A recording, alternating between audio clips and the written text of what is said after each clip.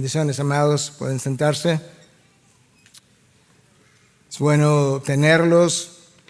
En el fin de semana tuvimos con unas 2,000 mujeres o un poco más en una conferencia para mujeres donde Dios estuvo hablando, y ahora llegó el domingo y continuamos la serie, ¿verdad?, que iniciamos hace 4 o 5 domingos atrás. Es una serie que hemos titulado La Gran Caída y la gracia de Dios que nos rescata. Desde el 5º mensaje en esta serie, los 3 primeros en Génesis 3 y un 4º mensaje que fue el domingo anterior, donde comenzamos a ver el libro del Éxodo. Bueno, más que el libro, el capítulo 32 del libro del Éxodo. Y ahí se narró aquella ocasión cuando el pueblo esperaba por Moisés, que había subido a la cima del monte y estaba allá conversando con Dios. Los días fueron pasando, se fueron extendiendo, el pueblo se impacienta, va donde Aarón, el hermano de Moisés, el futuro sumo sacerdote, y le dice: haznos un Dios que vaya delante de nosotros. Un pueblo que acababa de salir de la idolatría de egipcio, y Aarón hizo lo impensable, le pidió al pueblo que le entregara sus aretes, sus pendientes de oro, y con sus propias manos y la ayuda de un instrumento puntiagudo llamado buril, él confecciona un becerro de oro, se lo presenta al pueblo y le dice: ahí está tu Dios que te sacó de Egipto, y mañana vamos a hacer fiesta a Jehová.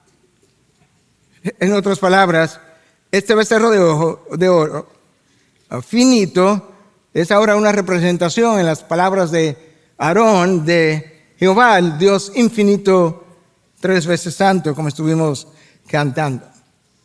Moisés está en la cima, no sabe nada de lo que está pasando. Dios vio a Aarón cuando confeccionó el becerro, vio al pueblo celebrando, y Dios está airado y le dice a Moisés: corre, desciende, que el pueblo está desenfrenado.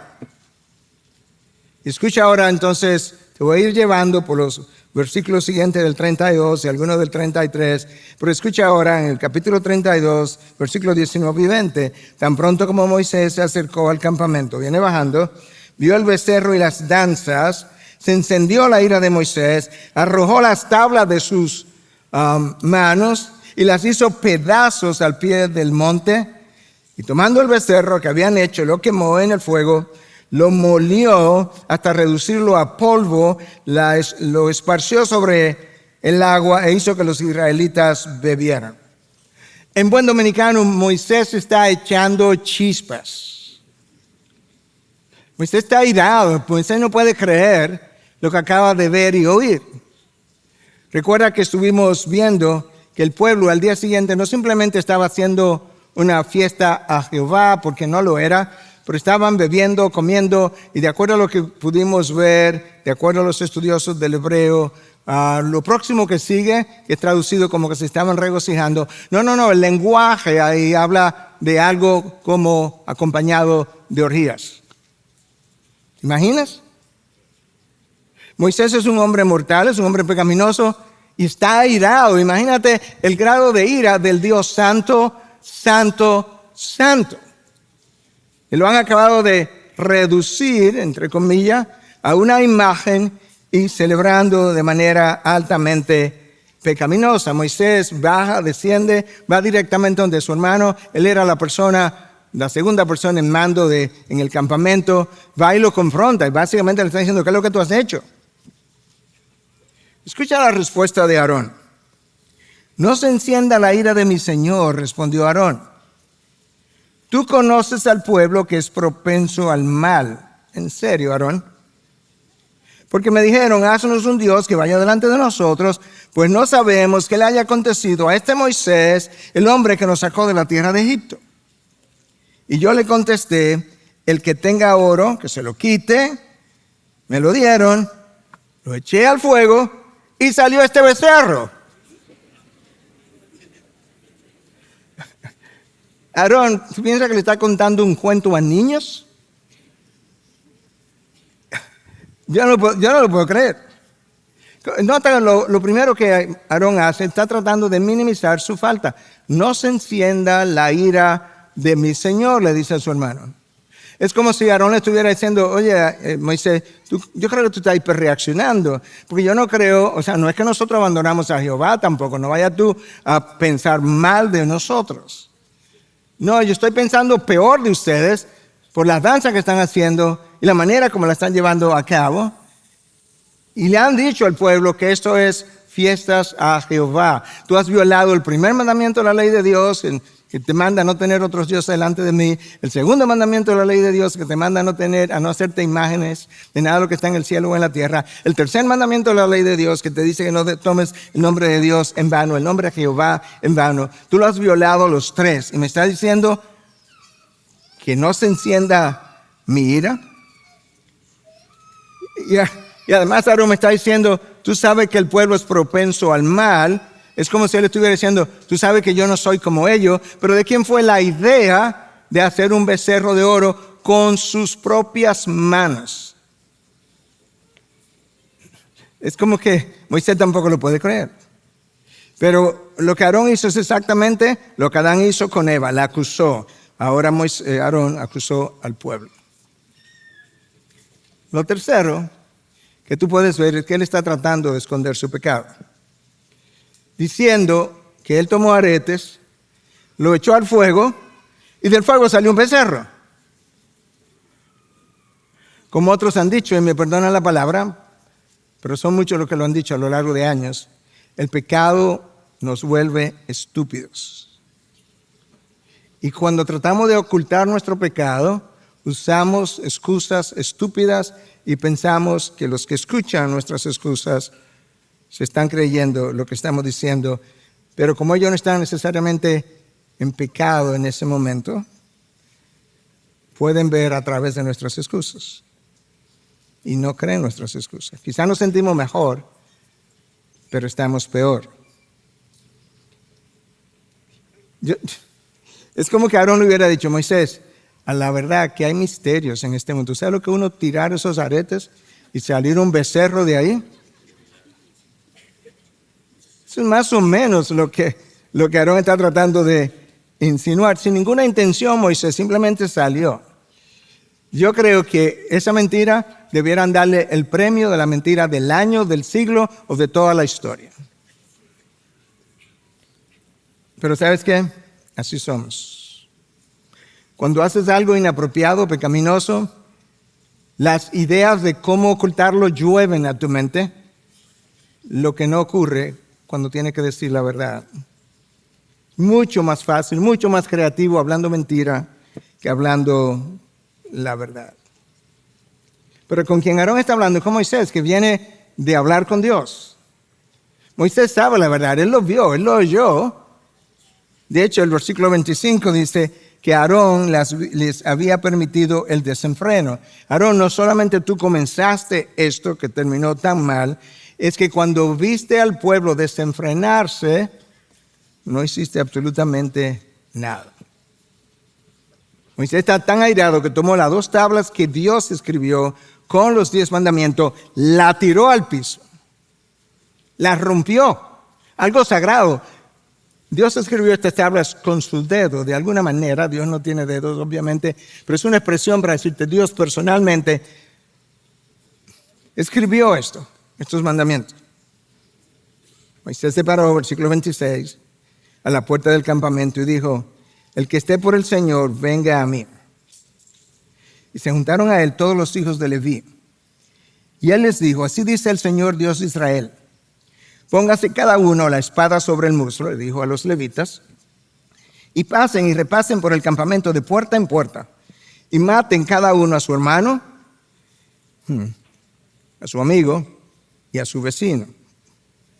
Los hijos de Leví hicieron conforme a la palabra de Moisés, y cayeron aquel día unos 3,000 hombres del pueblo. Los 3,000 principales causantes de lo que acaba de ocurrir. Yo no sé si te llamó la atención, pero lo que Moisés está haciendo es, él está llamando a una confesión pública. Pónganse al lado mío los que están del lado del Señor.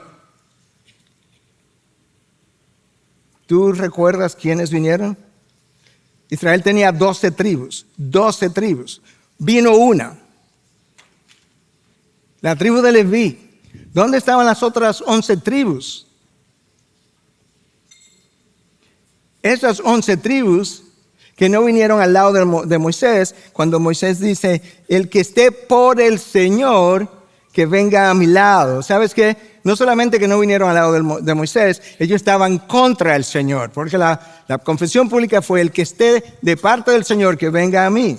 Tú sabes lo que Cristo dijo, palabras que salieron de sus labios, el que no está conmigo, está contra mí. De manera que cuando los levitas vinieron, Moisés los había llamado en nombre del Señor, las 11 tribus estaban contra Dios, literalmente hablando.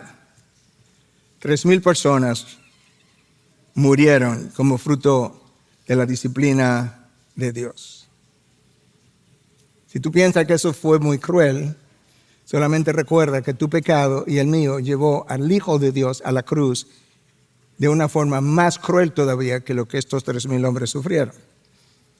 Y esa acción de ese día nos deja ver, estos 3,000 hombres que murieron, nos deja ver que cuando nosotros no tratamos con el pecado y continuamos en nuestra desobediencia, el costo de la desobediencia se hace sumamente alto. ¿Tú sabes cuál era la intención del Señor? Lo vimos en el mensaje pasado. Eliminarlos a todos.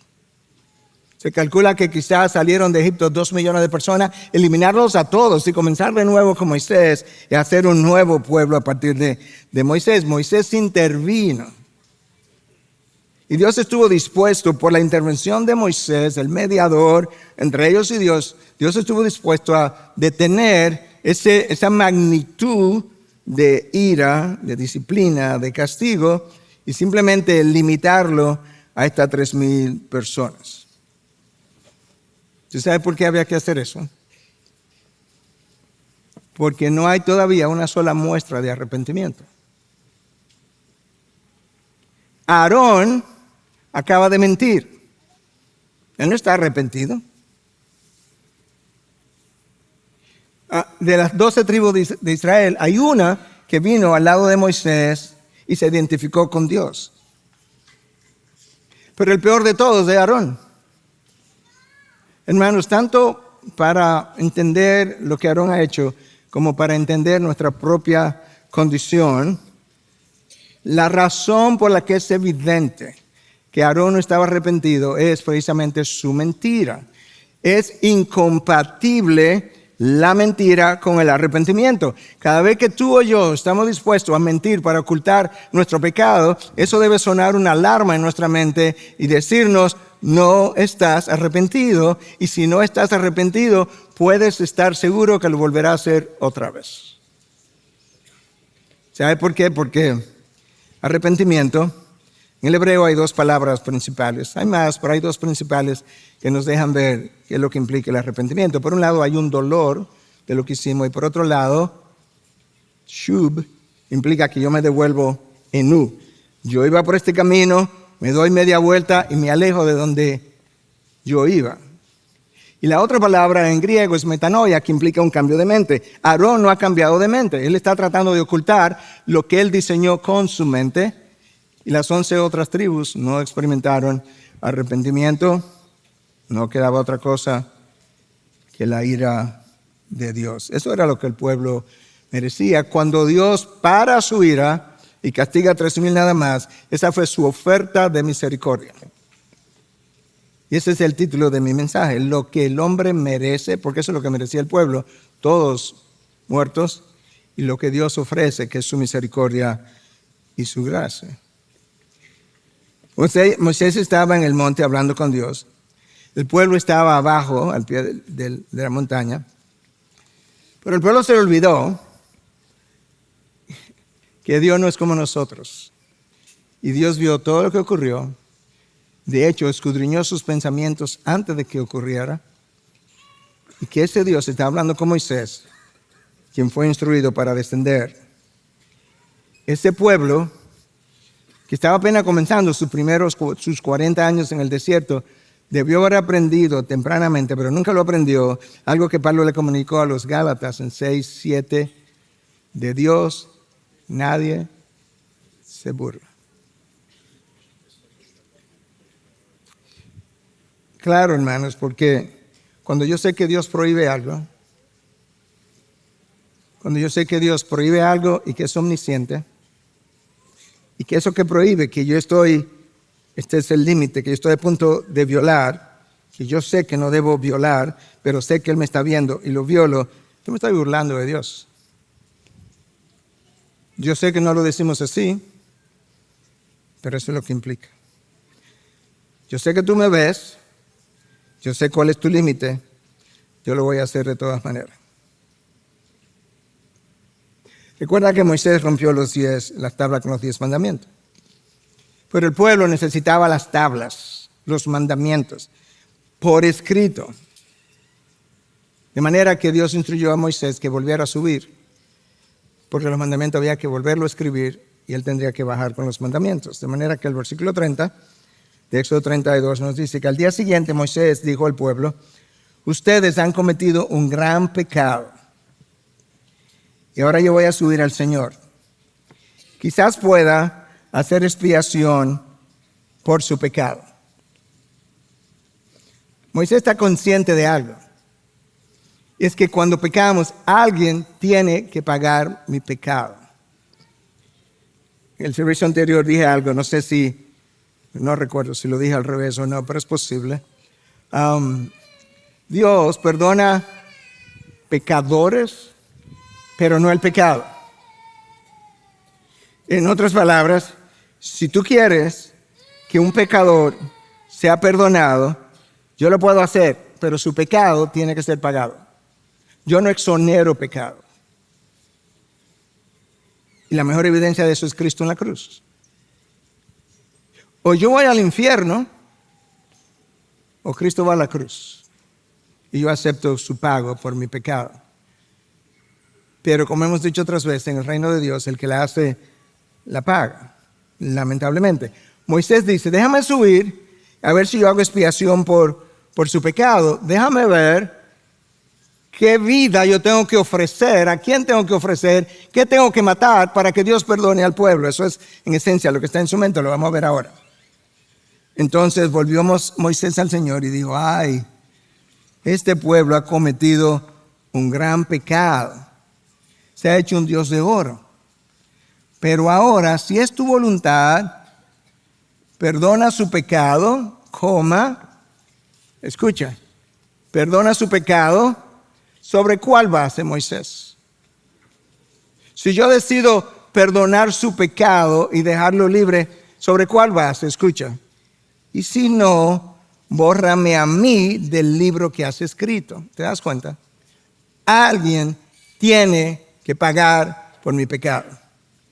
Moisés dice: me habías ofrecido quedarme yo solo y destruir a todo el pueblo. Yo te pido, Dios, que preserve al pueblo y me mates a mí. Pero Dios no podía hacer eso. Porque la única persona que podía pagar por el pecado de otro, literalmente era su hijo que murió sin pecado. Entonces, ya Moisés intervino una vez, anteriormente, cuando Dios quería eliminar a todo el pueblo. Esta es la segunda intervención de Moisés.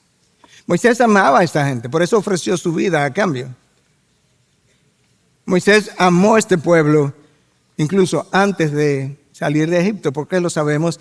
Porque el texto de Hebreo nos dice que Moisés, cuando salió de Egipto, prefirió identificarse con las penurias del pueblo de Dios antes que con los tesoros de Egipto. Él era el heredero de Faraón, porque Faraón no tenía hijo y la hija del Faraón adoptó a Moisés. Él prefirió identificarse con las penurias, la dificultad, el sufrimiento, el dolor del pueblo antes que con los tesoros de Egipto. Todavía Moisés está amando a esta gente. Le dice: si tú no lo vas a perdonar, entonces yo sería la expiación. Bórrame a mí del libro. Pero obviamente Dios rechaza la oferta de Moisés de quitarle la vida. Y escucha la respuesta de Dios en el versículo 33. Y el Señor dijo a Moisés: al que haya pecado contra mí, lo borraré de mi libro. Ya murieron 3,000 el que haya pecado contra mí, yo borraré de mi libro. Pero ahora, ve, conduce al pueblo a donde te he dicho. Bueno, eso es buena noticia, porque Dios todavía le está diciendo, sube al pueblo que yo te dijo, al lugar donde yo te había dicho que irías. Mi ángel irá delante de ti, pero el día que yo los visite, lo castigaré por su pecado. Ya. Dios se reservó el derecho de visitar su ira, su castigo, en otra ocasión. Eso no debe sorprendernos, porque en la historia bíblica, en múltiples ocasiones, Dios ha anunciado una disciplina o un castigo, no lo ha llevado a cabo en el momento y lo ha detenido por años. En la época de Noé, el pueblo estaba muy mal, haciendo solamente siempre todo el mal, todo el tiempo, todo el mal. Y Dios retuvo su ira por 120 años mientras Noé fabricaba el arca hasta que llegó el diluvio y solamente 8 personas sobrevivieron, los que estaban dentro del arca.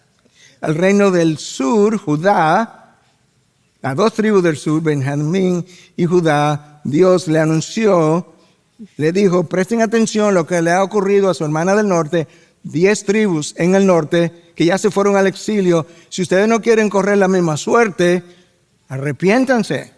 Año 1, año 5, año 50, año 80, 100, 110, 120, 125 y quizás hasta 150 años, dependiendo de la fuente que tú leas. Dios esperando, pero Dios visitó su ira.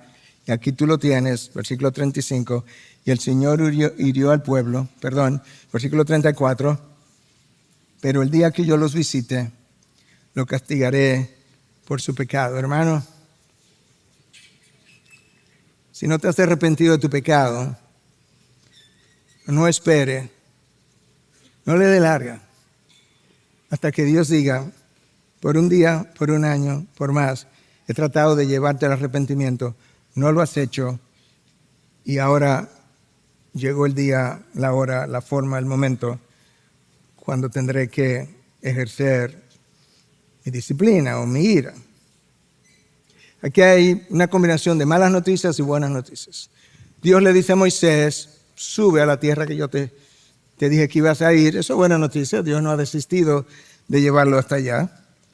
La segunda buena noticia aparente es que Dios dice, mi ángel va a ir delante de ustedes, pero algo cambió. Es que hasta aquí Dios ha acompañado al pueblo de manera personal, representado por la nube que los cubría y por el fuego que los alumbraba, pero sobre todo la nube todo el día, cubriéndolo. Y ahora Dios dice, esa presencia cercana, personal, ustedes no la van a tener. Yo voy a enviar un ángel. Mientras tanto, Dios perdonó al pueblo y se reservó el derecho de castigarlo más adelante. Y ahí fue mi observación. Apresurémonos, corramos a pedirle a Dios que nos conceda arrepentimiento mientras nosotros confesamos nuestro pecado. Ahí estamos. Ahí cierra el Éxodo 32. Cuando abrimos el próximo capítulo, Éxodo 33, versículo 1 al 7, déjame leértelo. Entonces el Señor dijo a Moisés, anda, sube de aquí, o sea, de arriba otra vez, tú y el pueblo que has sacado de la tierra de Egipto, a la tierra de la cual juré a Abraham, Isaac y Jacob. Moisés subió, y ahora le está diciendo a Moisés, vete con el pueblo, sube a esa tierra que yo te juré, o que yo les juré a Abraham, Isaac y Jacob. Cuando dije a tu descendencia la daré, enviaré un ángel. Hablaremos de eso un momento delante de ti. Y echaré fuera a los cananeos, a los amorreos, a los hititas, a los ferefeos, a los heveos y a los jebuseos. Sube a una tierra que emana leche y miel, buena noticia, pues yo no subiré en medio de ti, oh Israel, no sea que te destruyan el camino, porque eres un pueblo terco. Yo no voy. No de la manera como había estado caminando con ustedes. Hablaremos del por qué. Cuando el pueblo oyó esta mala noticia, hay buena noticia y mala noticia. Cuando el pueblo oyó esta mala noticia, hicieron duelo y ninguno de ellos se puso sus joyas, porque el Señor había dicho a Moisés, dile a los israelitas, ustedes son un pueblo terco. Si por un momento yo me presentara en medio de ustedes, lo destruirías. Ahora pues, quítense sus joyas para que yo sepa qué he de hacer con ustedes. A partir del monte Horeb, el mismo monte Sinaí, los israelitas se despojaron de sus joyas. Aquí hay varias cosas que señalar. Dios sigue mostrándose fiel a su pueblo. Le dice, mira, van a seguir hacia la tierra que yo les había hablado, pero no tiene nada que ver con ustedes. Ustedes merecen que los elimine a todos, pero yo hice un pacto con Abraham, Isaac y Jacob. Por la fidelidad a mi pacto, yo voy a dejar que continúen hacia arriba, pero yo no voy, irá un ángel. Lo bueno de nuestro Dios es que, recuerda, Él juró algo a Abraham, Isaac y Jacob. Lo que Dios comienza, Dios termina. Y la evidencia de que Él va a terminar es justamente que Él lo comenzó. Recuerda lo que Pablo le dice a los filipenses en 1:6. Aquel que comenzó la buena obra en ustedes será fiel en completarla. Dios nunca ha comenzado nada y lo ha dejado a mitad de camino. Nosotros hacemos eso por múltiples razones, pero te puedo dar varias. Nosotros comenzamos algo, las cosas no salen como queremos y nos desanimamos, nos decepcionamos. A Dios nunca le ha pasado, Dios nunca ha tenido una decepción. Porque tú te decepcionas cuando ocurre algo que tú no estabas esperando. Dios conoce absolutamente todo cuanto ha de acontecer. La negación de Pedro, a él no lo decepcionó, claro que no. Cristo se la anunció antes de que ocurriera y le dijo de qué manera. Antes de que el gallo cante me negarás 3 veces. Cuando él lo negó, él no estaba decepcionado. Él sabía cuál era el corazón de Pedro en ese momento. A veces nosotros comenzamos algo, no terminamos porque nos faltan recursos humanos, económicos, fuerzas, y nos detenemos. En otras ocasiones nosotros comenzamos algo, juramos un pacto de compromiso delante de Dios y luego nos divorciamos. Pero no juraste delante de Dios. Sí, pero nosotros hacemos eso porque somos infieles, Dios no lo es. Otras veces nosotros comenzamos algo y nos detenemos a mitad porque nos dimos cuenta a mitad del camino que el precio que había que pagar para conseguir eso es muy alto y yo no estoy dispuesto a pagar ese precio. Cristo comenzó su plan de redención y Él estuvo dispuesto a pagar el precio con su propia vida. Pero nota, Dios ha comenzado a distanciarse del pueblo. Sube de aquí, tú y el pueblo. Nota, tú y el pueblo. Sí, pero esa no es la manera como Dios hablaba anterior a este tiempo. Ahí falta una palabrita de 2 letras. Y es mi, no está. ¿Por qué yo te menciono eso? Porque anterior a esta ocasión, Dios se refería al pueblo de Israel como mi pueblo. Tú encuentras la expresión en Éxodo 3:10, 3:12, 5:1, 6:7, 10:3, 7:4 y 14 veces más hasta este punto.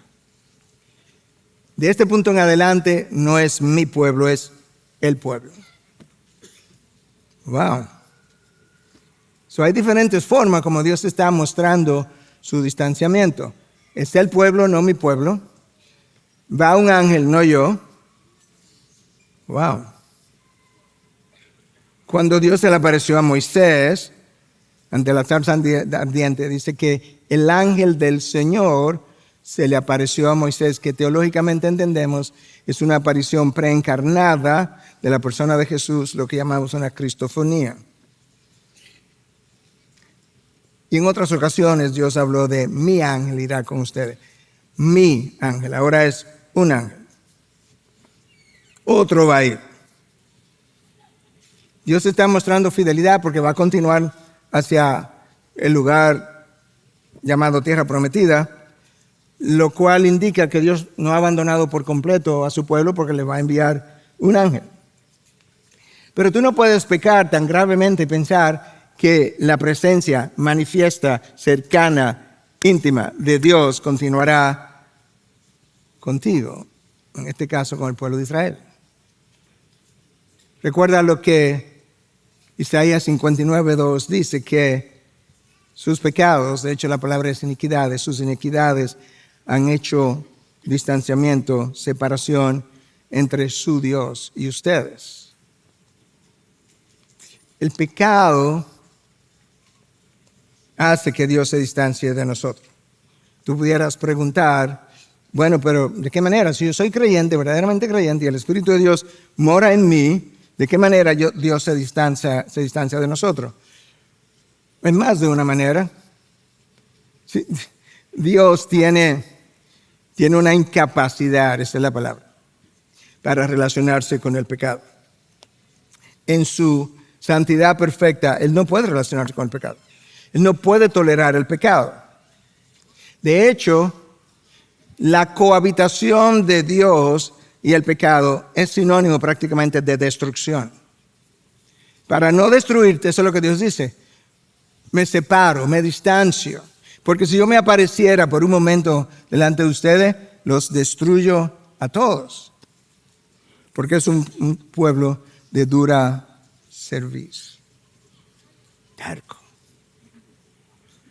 Eso tampoco debe sorprendernos, hermanos.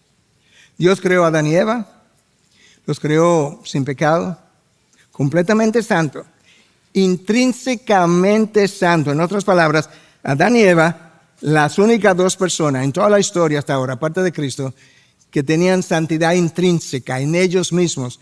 Tu santidad no es intrínseca ni la mía tampoco. Es algo otorgada por Cristo, quien me imputa, me carga su santidad a mi cuenta para que yo pueda entrar al reino de los cielos. Adán y Eva eran santos intrínsecamente, pecaron. Entonces, ¿sabe qué ocurrió? Después que Dios los confronta, los expulsó del jardín. No podemos seguir juntos. Wow. Y de ahí en adelante, hasta el día de hoy, para disfrutar la cercanía que Adán y Eva tenían con Dios, nosotros necesitamos un mediador, que en este caso es Cristo Jesús. Adán y Eva no necesitaban un mediador. Ellos estaban cara a cara con Dios. ¿Y tú sabes qué es lo que impide que Dios pueda relacionarse cercanamente con el pecado? Es su santidad. Tan gráficamente representada que cuando Cristo va a la cruz, Él no tenía pecado, nunca tuvo pecado, nació, vivió y murió sin pecado, pero como Cristo asumió la paga del pecado de aquellos que Dios había llamado desde la eternidad pasada, y como Dios perdona a pecadores, pero no el pecado, entonces, hijo mío, lamentablemente, ahí en la cruz, cuando tú decidas cargar con los pecados de aquellos que tú quieres que yo perdone, tú vas a morir ahí en una cruz, clavado, cruelmente tratado. Y cuando Cristo estaba ahí clavado, en el momento en que en el momento cumbre que Él está representando, justamente que está cargando con los pecados de la humanidad, Dios Padre le voltea la cara, le hace sentir completamente solo por primera vez en toda la eternidad que ellos tenían juntos. Y Cristo clama, grita, Dios mío, ¿por qué me has abandonado? ¿Por qué te has distanciado? Elí, Elí, lama sabachthani. Hijo, porque yo tengo una incapacidad de relacionarme cercanamente con el pecado. Casi destruye a la segunda persona de la Trinidad en su humanidad. En su humanidad. ¿Y por qué Dios es así? Bueno, Isaías 57:15 dice, yo habito en lo alto y en lo santo, donde no hay pecado, lejos del pecado, lejos de este mundo de aquí abajo. Y nosotros debiéramos darle gracias a Dios que Él es santo. ¿Sabes por qué? Porque si Dios no fuera santo, su amor fuera indulgencia, permiso para pecar. Si Dios no fuera santo, su soberanía sería una tiranía. Un dictador, pero no lo es porque Él es santo. Si Dios no fuera santo, su omnipotencia fuera peligrosa. Yo no la quisiera. ¿Te imaginas a un ser omnipotente no santo? No, tú no quieres ese Dios. Si Dios no fuera santo, Él no restringiría el pecado, no castigaría el pecado. Imagínate, vamos a ponerlo en términos humanos, que nosotros tuviéramos un gobierno que todo tipo de pecado es permitido y no es nunca castigado. Homicidios, suicidios, violaciones, robo, se hace invivible. Tú y yo deberíamos darle gracias a Dios que Él es santo, porque Él es que restringe las acciones pecaminosas de los hombres. Adán y Eva fuera del jardín. Wow. Ahora, ¿sabes qué, hermano? Porque yo he oído esta expresión, mal usada. Es una verdad mal usada, mal interpretada. De aquellos que no creen en la elección desde toda la eternidad de parte de Dios. Si ese es bueno, una vez salvo, siempre salvo. Hey. Time out, como dicen en inglés. Eso es una verdad, pero no es así de sencilla ni de simple. De hecho, representa una representación pecaminosa de una verdad que Dios ha dicho. Claro que Dios puede dejarnos sentir su distanciamiento morando en nosotros cuando estoy viviendo en pecado, sin lugar a dudas. Porque algo va a comenzar a pasar en mí que no estaba pasando antes. Te vas a enfriar. Las cosas de Dios no te van a llamar la atención. Leer la palabra te va a costar mucho más si es que lo hace. Venir a la iglesia lo vas a hacer más como una responsabilidad, más que un deseo de estar en su presencia, de escuchar su palabra, de oír su predicación, de adorar a Dios. Y lamentablemente, ¿sabes qué? Ese es el problema. Que ese creyente que no está bien, pero se cree que está bien, piensa que está bien porque él continúa involucrado en actividades religiosas. Escucha como Blackaby lo dice en uno de sus libros. El pueblo que se aparta de Dios trata de mantener su alianza con Dios mediante diversas actividades religiosas. Voy aquí, voy allí, estoy en un grupo pequeño, voy el domingo a la iglesia, pero ¿sabes qué? Perdí mi primer amor, perdí mi entusiasmo. Puedo ir un día, puedo no ir otro día, y ¿sabes qué? Como que me saben lo mismo los 2 días. Y esta es la razón, Blackaby otra vez, hablando Dios en su libro Dios y su profeta Samuel, dice que la gente que se aparta de Dios continúa sus actividades religiosas. Y sus actividades religiosas le llevan a creer que Dios no se ha apartado de ellos. Cuando la gente continúa sus actividades religiosas, habiéndose apartado de Dios, ese pueblo vive, esto es doloroso, ese pueblo vive contento sin la presencia manifiesta de Dios.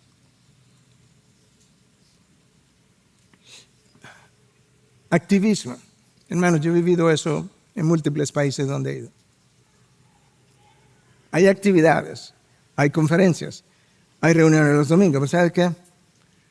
Muchas veces ha habido una adoración vacía, canciones que no tienen contenido doctrinal que haya salido de la Biblia, una liviandad a la hora de predicar la palabra como a la hora de hablarle a Dios. Lamentablemente, cuando comenzamos a alejarnos de Dios, esto es lo que ocurre. Mis labios siguen hablando lo que yo conozco, el lingo. Y nos pasa lo que les pasó a los fariseos en tiempo de Cristo. Pero ¿sabes qué? Cuando Cristo les habla a los fariseos, Él estaba citando al profeta Isaías 750 años antes, en Isaías 29:13. Dios le dice a ese pueblo, descendiente de lo que estaba en el desierto con Moisés, porque este pueblo se acerca a mí con su boca y con sus labios me honra, pero su corazón está lejos de mí. Y su temor de mí no es más que un mandamiento de hombres que les ha sido enseñado. Un mandamiento de hombres que me han enseñado, pero que no tiene de mí absolutamente nada. Hay palabras en los labios, lo que no hay es corazón. Eso le dice Cristo a los fariseos, que ayunaban 3 veces a la semana, que oraban 3 veces al día. que de labios le honran, pero su corazón estaba muy lejos de él. Escucha, Habacuc otra vez, cuando Dios retira su poder de su pueblo, el mundo que está afuera nunca podrá tener un encuentro con Dios. Claro que no.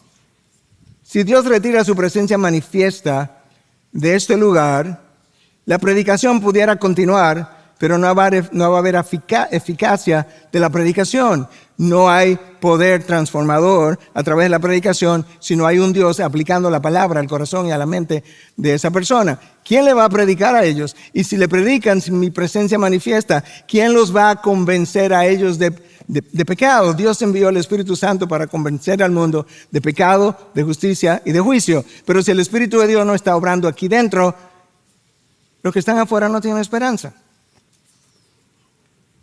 como está pasando en muchos lugares hoy en día.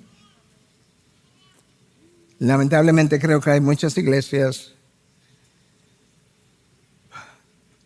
muchas personas que caminan sin la presencia manifiesta de Dios, pero no le molesta.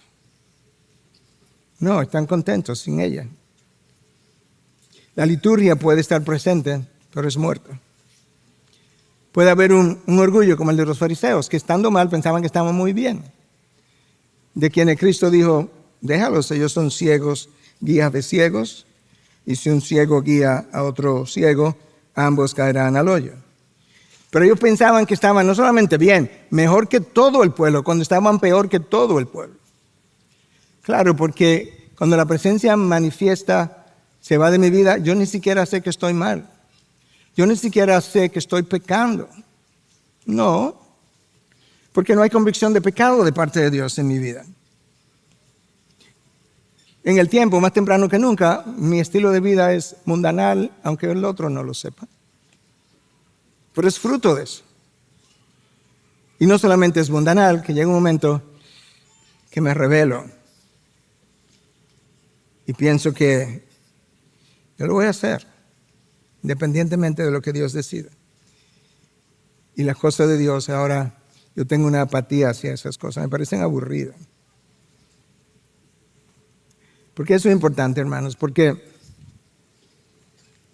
cuando no hay arrepentimiento, una simple rededicación de mi vida no va a ser suficiente. No, Dios no la va a aceptar, porque yo no necesito una rededicación de mi vida. No, yo necesito un arrepentimiento primero. Y si no hay arrepentimiento, no redediques tu vida, porque lo que estás rededicando es una vida pecaminosa. Pero tengo un problema más, y es que el arrepentimiento lo da Dios. Y si yo no estoy honrando a Dios, tampoco espere que Dios me va a dar arrepentimiento. O sea, es como un círculo vicioso, por así decirlo. No tengo arrepentimiento, pero Dios no me lo está dando. No me lo está dando porque tampoco lo estoy buscando. Tampoco estoy confesando. Si tú lees la historia de Elí y sus hijos, la historia dice que los hijos de Elí, que fueron perversos, no se arrepintieron porque Dios había decidido matarlos. ¡Wow! ¿Cómo fue? Que como Dios es el que da el arrepentimiento, y ya Él llegó a un final con los hijos de Elí, dijo, déjalo, pero pueden seguir viviendo, pero no va a haber arrepentimiento para ellos, ni hay una segunda oportunidad tampoco. Dios dice ahora que no va con ellos. Versículo 4, Éxodo 33, cuando el pueblo oyó esta mala noticia, hicieron duelo y ninguno de ellos se puso sus joyas. Y el versículo 6, a partir del monte Horeb, los israelitas se despojaron de sus joyas. Bueno, esta era una expresión externa de lo que se suponía que estaba ocurriendo internamente. Si esas dos cosas estaban apareadas, excelente, gloria a Dios, aleluya. Pero si no, no iba a valer nada. Ustedes pecaron con sus joyas, entonces entreguen sus joyas. ¿Para qué le cuesta? Y no vuelvan a hacer algo parecido. El versículo 7 al 11 en el 33, yo te lo resumo. Pero en esencia el texto dice que Moisés tomaba entonces la tienda de reunión, que no es el tabernáculo no ha sido hecho todavía, algo más sencillo que Moisés tomaba y la sacaba, parece que era portable, la sacaba fuera del pueblo La colocaba a cierta distancia del pueblo y Moisés iba a la tienda de reunión a hablar con Dios. La nube que se movía, que estaba cubriendo a los israelitas, dice que bajaba y descendía sobre la tienda de reunión y que Dios hablaba con Moisés cara a cara. ¡Wow! Entonces Moisés, o la presencia de Dios, permanecía a la entrada de la tienda. Versículo 10, la columna de nubes situada a la entrada de la tienda de reunión, y todos, el pueblo entero, se levantaba y adoraba, cada cual a la entrada de su tienda. Versículo 11, y el Señor acostumbraba a hablar con Moisés cara a cara, como habla un hombre con su amigo. Nadie ha hablado de esa manera con Dios. Adán y Eva. Pero cara a cara, donde tú puedes escuchar la voz de Dios, no. Eso es lo que Cristo está tratando de restaurar a través del proceso de redención. De manera que cuando yo llegue a su presencia lo pueda ver cara a cara y no necesitar un intermediario en ese momento para hablar con Dios, relacionarme con Dios. Dios le dice a Moisés, no voy, te envío un ángel y voy a enviar al pueblo. Moisés no ha respondido, pero él no está cómodo. Versículo 12, Éxodo 33. Entonces Moisés dijo al Señor, mira, tú me dices, haz subir a este pueblo, pero tú no me has declarado a quién enviarás conmigo. O sea, yo hice un ángel, pero yo ni siquiera sé quién es. Además, has dicho, te he conocido por tu nombre y también has hallado gracia ante mis ojos. Nota cómo Moisés tiene la confianza con Dios. Le dice, bueno, si he hallado gracia ante tus ojos, te ruego que me hagas conocer tus caminos para que yo te conozca y halle gracia ante tus ojos. Dos peticiones, todavía falta la segunda. Número 1, si yo he hallado gracia ante tus ojos, yo quiero conocerte mejor. Y para conocerte mejor, yo creo que la mejor forma es conocer tus caminos.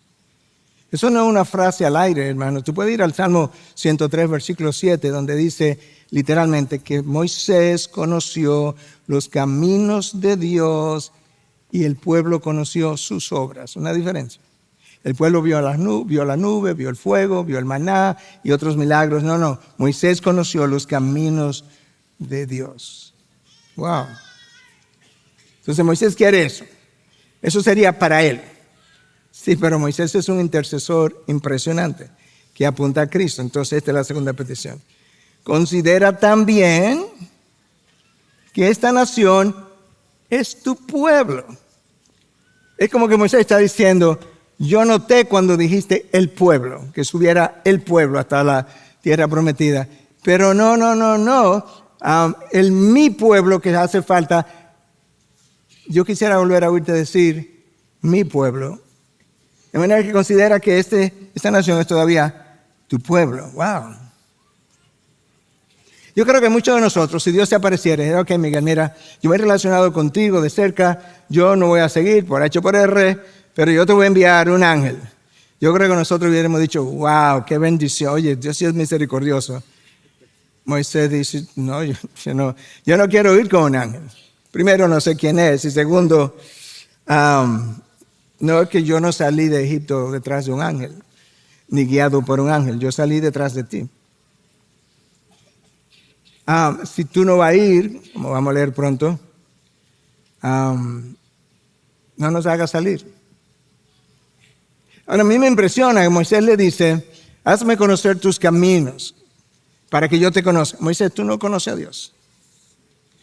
Dios no habló contigo en la zarza ardiente, cara a cara. O sea, no oíste su voz. Ajá.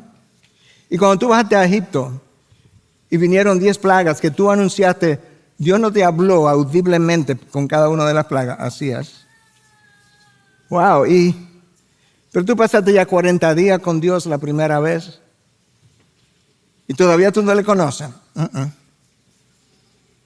Pero ahora en la tienda de reunión tú sigues hablando cara a cara. ¿Y qué sed tan insaciable de conocer a Dios es que tú tienes? Ahora tú tienes una idea por qué Dios vio con agrado a Moisés. Porque hay una parte que a nosotros nos toca. Nota, Moisés quiere conocer a Dios, pero hay algo que él tiene que hacer. ¿Qué él hizo? Él se lo pidió a Dios. Entonces pensemos por un momento.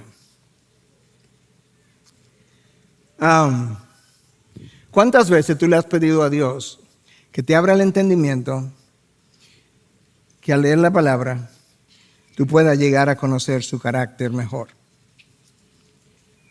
No tiene que levantar las manos, pero de aquellos de ustedes que pudieran levantarla en un momento y decir, no sé, 1 o 3 o 5, 8 o 10 veces, hagamos un ejercicio en una balanza. Pon aquí el número de veces que tú le has pedido algo a Dios. Y pon aquí el número de veces que tú le has pedido a Dios que te abra el entendimiento porque tú quieres conocerlo mejor. ¿Cómo tú crees que luciría la balanza? ¿Sabes por qué, hermano? Porque nosotros buscamos a Dios para que me resuelva los problemas. Si Dios nos resolviera todos los problemas, probablemente su pueblo ni orara. ¿Para qué? Esa es la razón, yo lo he dicho de testimonio, por la que años atrás, creo que comenzó estando en Estados Unidos, yo comencé a no gustarme irme de vacaciones porque encontraba que yo pasaba menos tiempo con Dios cuando tenía más tiempo para hacerlo. Y cuando yo regresaba, yo le decía, es que no puede ser. Bueno, por eso Dios tiene que permitir dificultades en nuestras vidas, porque de lo contrario nosotros jamás lo buscaríamos. Sin embargo, Dios reveló desde el Antiguo Testamento cuál debiera ser tu preocupación número uno. Una. Si va a tener una, esto es lo que Dios está diciendo. Lo resumió en Jeremías 9, 23, 24. No se gloríe el sabio de su sabiduría. No te preocupes por tener más sabiduría como primario. Ni se gloríe el poderoso de su poder. No te gloríe de manejar poder, posiciones. Ni el rico se gloríe de su riqueza. No te preocupes por acumular riquezas. ¿De qué es que quiere que me preocupe? Aquí está. Pero si alguien se gloría, gloríese de esto, de que me entiende y me conoces. Wow. Tu problema número uno en la vida es que no me conoce. Moisés lo sabía, le pidió que le ayudara a conocer sus caminos. Pablo lo sabía, le decía, no solamente, yo quiero conocer el poder de su resurrección. ¿Y qué más, Pablo? Y padecer junto con él, conocer sus padecimientos. Pablo, pero tú eres masoquista. No, es que hay cosas del carácter de Dios que yo no lo puedo conocer a menos que no esté en dificultad.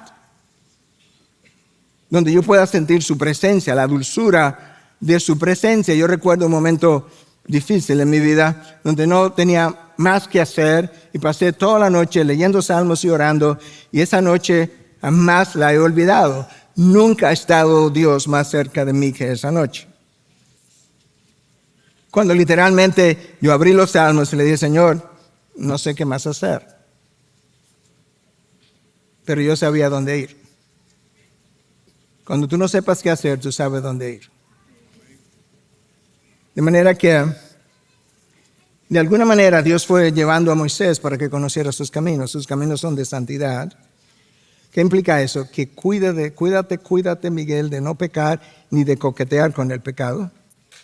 Sus caminos son soberanos, de manera que no cuestiones sus designios. Que no salga de tu boca ni llegue a tu pensamiento. A mí me parece eso injusto de parte de Dios. No, son caminos soberanos. Que sus caminos son de fidelidad, que nunca se te ocurra pensar que Dios se olvidó de ti. Que sus caminos son inescrutables, no trate de entenderlos. No, Dios dice, libro de Hebreos, que la fe es la certeza de lo que no se ve. No tengo la evidencia, pero ¿qué tengo? Tengo sus promesas. Cree sus promesas que son más reales que la realidad que tú estás viviendo. La fe es creerle a Dios. Sus caminos son de fidelidad. Nunca pienses que Dios te ha sido infiel, te ha fallado o no ha cumplido. Ahora, te dije, esa fue la respuesta de Moisés. Dame enséñame tus caminos. Y el pueblo, perdona lo que es tu pueblo. Dios tiene que responder a eso. Escucha la respuesta de Dios, versículo 14. Mi presencia irá contigo. ¿What? ¿En serio? Y yo te daré descanso, le contestó el Señor. Esta es la segunda intervención de Moisés. Dios dice, no, yo voy a enviar un ángel. Moisés interviene. Y tú sabes que estas no son meras palabras. Otro salmo, no el 103, el 106, si no me equivoco, habla de que si no hubiese sido por Moisés que se paró en la brecha, Dios hubiese destruido al pueblo. Cientos y cientos y cientos de años después, Dios recordó la vez cuando Moisés se paró en la brecha como intercesor. ¿Y tú sabes por qué yo sé que él hizo una diferencia? Porque luego cuando Dios mandó al pueblo al exilio a Babilonia, Dios le dice a Ezequiel, yo busqué a un hombre entre ellos que se parara en la brecha y no encontré ninguno. Por eso, para el exilio. Wow. Yo no sé cómo interactúa la soberanía de Dios, la responsabilidad nuestra. Lo que yo sé es que hay una interacción y que Dios conoce cuál es. Ahora, escucha, no quiero que pase por alto estas dos cosas porque Dios la unió con un propósito. Mi presencia irá contigo y yo te daré descanso. Claro, esas dos cosas van de la mano. ¿Qué es lo que Cristo dijo? Venid a mí todos los que están cargados y cansados y yo los haré descansar. Hermano, yo te he dicho 1000 veces, quizás no me lo creas, la mayor cansancio que el ser humano experimenta no es de origen físico, aunque tú lo sientes físicamente, pero no es de origen físico. Es presencia de Dios. ¿Estás cansado? Ven a mí. ¿Lo haces? ¿Estás cargado? Ven a mí. ¿Lo haces? Y si lo haces, te queda ahí hasta que lo experimente para que pueda ser descansado. Esa es una promesa de Cristo para nosotros. Y se la dio a Moisés con garantía. Mi presencia irá contigo y yo te daré descanso. Wow. Dios pudo haber puesto, mi presencia irá contigo y como consecuencia tendrás descanso. Hubiese sido lo mismo. Dios respondió, ahora Moisés va a responder. A mí me encanta el Antiguo Testamento, me encantan estos diálogos. Entonces Moisés le dijo, si tu presencia no va con nosotros, ya Dios le dijo que iba a ir, pero es como Moisés como que está jugando como a estar seguro, si tu presencia no va con nosotros, no nos hagas salir de aquí. Pues en qué se conocerá que he hallado gracia ante tus ojos, yo y tu pueblo, tu pueblo, tu pueblo. Moisés siempre regresó a decirle a Dios, este es tu pueblo.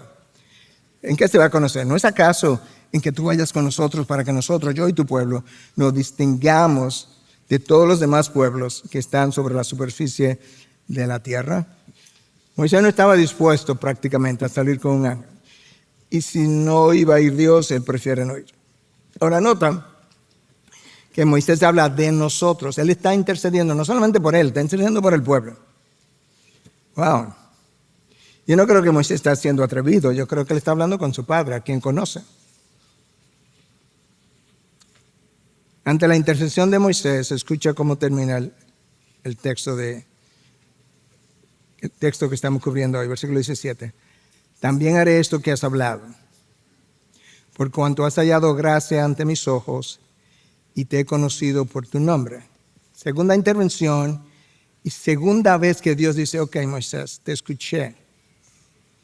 ¿Qué fue lo que me pediste? Que fueras con nosotros. ¿Qué es lo que Dios dice? También haré esto que has hablado. ¿Por qué, Dios? Porque has hallado gracia ante mis ojos. El pueblo no se lo ha ganado. Tú no te lo has ganado. Gracia. Hallaste gracia y esta es mi compensación. Wow. ¿Tú ves el título del mensaje mejor ahora? Lo que el pueblo merece es ira de Dios, disciplina, castigo. Lo que Dios ofrece, ¿qué es? Misericordia y gracia. Lo que el hombre merece, lo que Dios ofrece. ¡Wow! Esa es la gracia de Dios que nos rescata. Bueno, ¿tú no quieres vivir como Moisés? ¿Tú no quieres disfrutar de la presencia y el descanso de Dios? ¿Tú no quieres conocerle más cada semana? Una de las razones por las que me encanta estudiar, enseñar y predicar, ¿sabes qué, hermano? Yo crezco cada vez que lo hago. ¿Y tú sabes en qué dirección? En la dirección de Dios. Lo veo más grande, lo veo más claro. Es una de mis peticiones más frecuentes. Dios, abre mi entendimiento, dame luz, déjame verte en lo que voy a leer, a estudiar, a predicar. A mí me encantan las historias, pero no por las historias. Es porque las historias me revelan el carácter de Dios con lujos y detalles, con colores, multicolor. Eso es lo que Pablo le pide a Dios para los Efesios. Que Dios le abra el entendimiento para que ellos puedan ver una serie de cosas, entre ellos la anchura, la longitud, la profundidad, la altura del amor de Dios que es en Cristo Jesús. Eso solo sería impresionante. Pablo dice, ese amor de Cristo que yo vi en 4 dimensiones es lo que me apremia, me constriñe, me obliga, me hace vivir para su causa. ¿Cuál amor? El amor que yo tengo por Cristo. Eso no es lo que él está diciendo en ese pasaje. El amor de Cristo para conmigo, yo lo vi tan extraordinariamente que esa apreciación sola me lleva a vivir solo para Él. Wow. Hermanos, Dios es un Dios santo, pero ¿sabes qué? Te llamó para hacerte santo. Sed santo porque yo soy santo. ¿Y qué va a costar eso? Tú piensas que eso va a ser difícil, ¿verdad? Que va a costar mucho. ¿Sabes qué? El mayor precio ya lo pagó Dios mismo con su Hijo. Eso va a costar la sangre de mi Hijo. Recuerda, yo puedo perdonar pecadores, pero no el pecado. El pecado hay que pagarlo y lo pagó mi Hijo. Todo lo demás que tú pienses que yo te exijo es poco para lo que yo le pedí a mi Hijo. Pero su santidad a ti te conviene por las cosas que dijimos. Un Dios soberano sin santidad es tirano, créeme. Y un Dios sin santidad permite el pecado, el homicidio, los robos y todo lo demás y deja que la sociedad se desenfrene. Tú no quieres ese Dios. Tú quieres un Dios santo que llama al hombre a capítulo y le hace rendir cuenta para que nosotros podamos vivir en la sociedad y vivir con sentido de lo trascendente y lo eterno. Padre, gracias. Gracias porque en tu inhabilidad de relacionarte con el pecado encontraste una forma de hacerlo y enviaste a tu Hijo, lo encarnaste y Él se relacionó con el pecado tan de cerca que el pecado, por así decirlo, lo mató. Lo clavó en una cruz. Gracias por haber encontrado una forma que nosotros jamás hubiésemos pensado o imaginado. Nunca lo hubiéramos hecho por nosotros mismos, con nadie, pero tú lo hiciste con todos aquellos a quienes tú has llamado.